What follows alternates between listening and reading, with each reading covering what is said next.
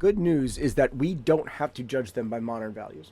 We can judge them by their own, acknowledging that the source of many modern values when it comes to human rights actually begin with the Enlightenment and the way that its American inflection operated.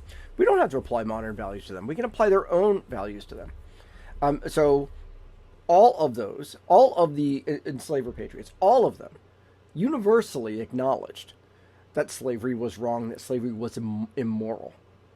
As James Madison wrote, the magnitude of this evil among us is so deeply felt and so universally acknowledged that no merit could be greater than that of devising a satisfactory remedy for it. We can pick out quotes from every written statements from every single one of the enslaver patriots about how wrong slavery was, drawn from their own understanding of the way Enlightenment principles were evolving, and how it applied to them. Their regret, their problem, was that they couldn't do anything about it. They wouldn't do anything about it.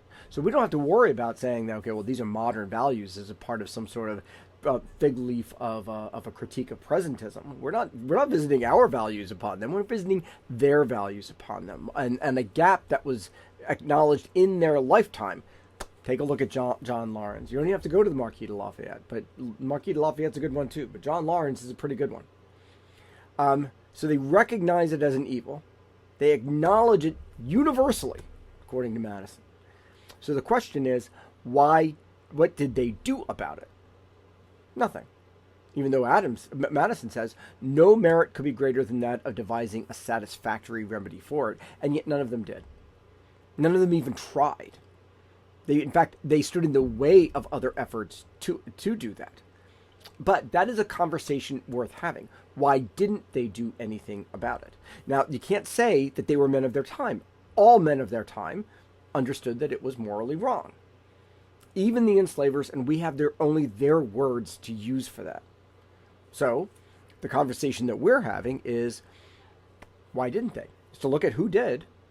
It's to look at the critique at the time, and look at each of them and to say, well, why didn't they? That's a conversation that we're having. That's one that's worth having, I think. Even as Madison wrote in a letter to Lafayette, in the meantime, before they figure out something to do with it, the taunts to which the misfortune, slavery, exposes us in Europe are the more to be deplored, as they impair the influence of our political example. It was getting in the way of Europeans recognizing that the Patriots actually meant what they said. As for how the future will judge our own time, I hope it's by the same standard. What did we know was right and wrong, and what did we do about it?